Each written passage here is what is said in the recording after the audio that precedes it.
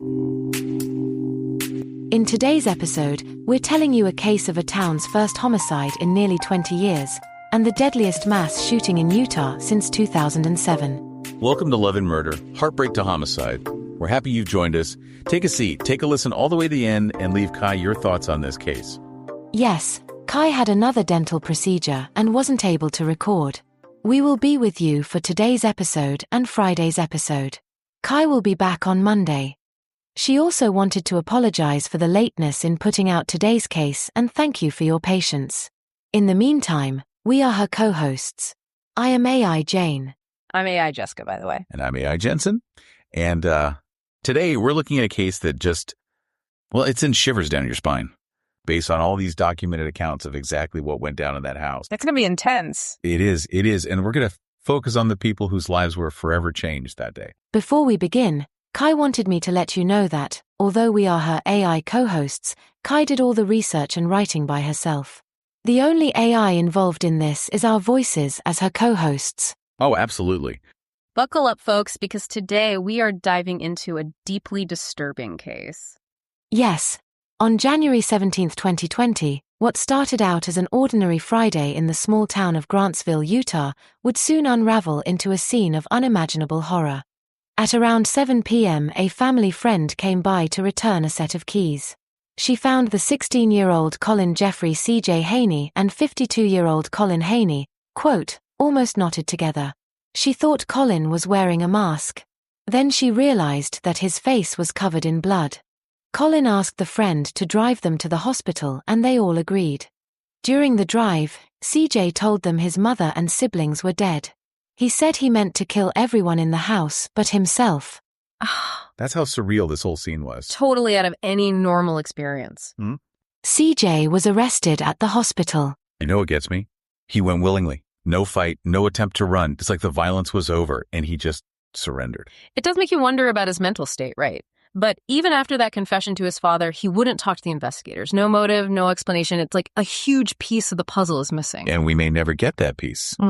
So what happened next? Well, the legal process started, of course. CJ was charged as an adult. 4 counts of aggravated murder, 1 count of attempted aggravated murder, 5 counts of felony discharge of a firearm. A mountain of charges. And rightly so. In July of 2022, he pleaded guilty to the murders and the attempted murder. The firearm charges were dropped in a plea deal. I guess it spared the family a trial, having to relive everything. Small mercy in a case like this. Because of his age, at the time of the crime, 16, he could not face the death penalty or life imprisonment without parole. And the reports are pretty graphic about what happened next. Yeah. According to CJ, he had stayed home from school that day with a calculated plan. He had armed himself with 2 guns and strategically placed ammunition throughout the house. Then, he waited. At 1 p.m., his 52-year-old mother, Consuelo Alejandra Alex Haynie, arrived home with her youngest daughter, 12-year-old Milan. Coming home feeling safe. Right. But instead, they walk into an ambush. As they stepped through the door, CJ opened fire. Both were shot multiple times in the head, neck, and upper body at point-blank range. An hour later, his 15-year-old sister Alexis returned from school. CJ followed her and shot her 5 times in the head and chest. Cold-blooded. What goes through someone's mind to do that to their own family is incomprehensible. And here's where it gets even more disturbing. Between 3 o'clock and 5 p.m., neighbors and his sister's piano teacher stopped by the home. CJ, now surrounded by 3 murdered family members, appeared calm, according to the visitors. The teacher wondered why the sisters were missing their lesson, but CJ made up an excuse. The visitors left, unaware of what had happened inside.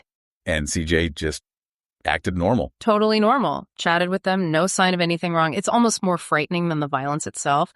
That level of control, knowing what he'd done. Like he was compartmentalizing it all, Right. shutting off the horror. Exactly. Or, maybe even more chilling, he was biding his time, waiting for the rest of his family to come home. At 5:17 p.m., his 14-year-old brother Matthew got home from a birthday party. This was the sibling CJ was closest to. Which makes this even harder to comprehend. CJ shot him in the head at point-blank range. By 6:15 p.m., CJ's father, Colin, came home to a dark, quiet house.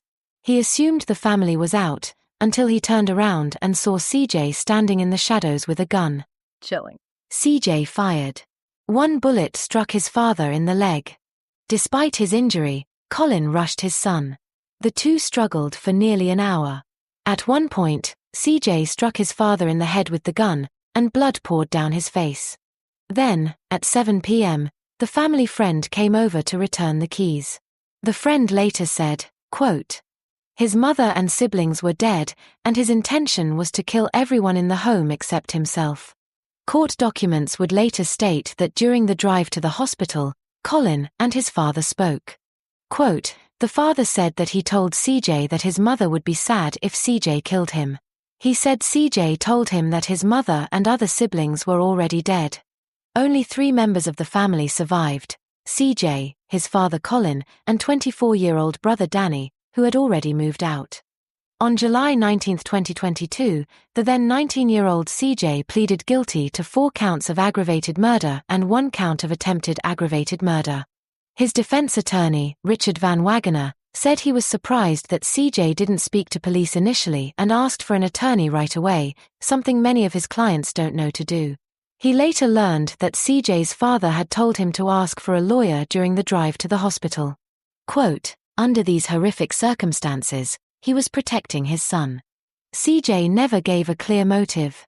According to Tooele County Attorney Scott Broadhead, the only reason CJ ever gave was that he was angry with his father over arguments about school and church attendance, limitations on playing video games, and restrictions on hanging with friends. Right, and they had this powerful statement. They said, the killings can't be explained away by anxiety and immaturity. Just about every 16-year-old in the history of this world has decided not to kill their parents. That's a really strong statement. Yeah.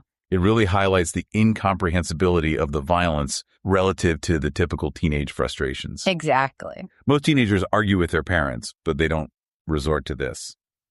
Initially, attorney Van Wagener stated that CJ had blamed his father for the crimes.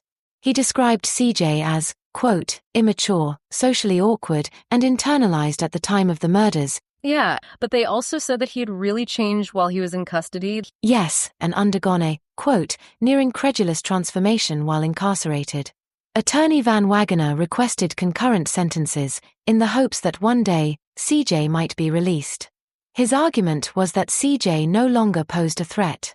He even showed a 15-minute video of CJ's high school graduation, earned while in custody. Attorney Van Wagener said, quote, "The differences between when I met Haynie 3.5 years ago, and now, are so vast, so dramatic, so different, it's hard for me to even see in him that 16-year-old boy that I first met." Wow. And they argued that he had shown remorse and that he could still be rehabilitated. Okay, so they were hoping for a more lenient sentence. Right. But the prosecution had a very different view. They focused on how calculated and drawn out the crimes were. Like, it wasn't a spur-of-the-moment thing. It spanned over 5 hours. Yeah. And CJ's initial plan to burn down the house, leave, and start over with a, quote, "clean slate." Attorney Broadhead found it, quote, "baffling that anyone could believe CJ was not a threat." He also said that CJ admitted to killing his mother and siblings out of fear that they would turn on him if he only killed his father. And they pointed out that the reasons he gave for doing all this seemed really small. Yeah, typical teenage stuff. Right. And they argued that those things couldn't possibly justify what he did. And then to make things even more tragic, CJ's older brother Danny gave a statement in court. Oh, wow. He said, quote, "I've lived every day seeing my family's faces in my dreams almost every night. It's traumatized me. It's messed me up more than anyone could ever imagine." Oh, that's just heartbreaking.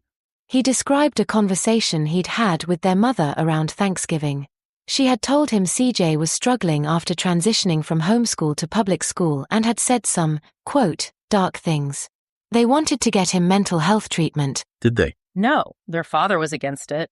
He was afraid CJ might say something that would get him in trouble. The irony is just crushing. Oh, my God. Quote, "The irony now is that Jeffrey is still ending up in jail and the rest of my family is dead. And for what? The most frustrating part of all this is it could have been prevented."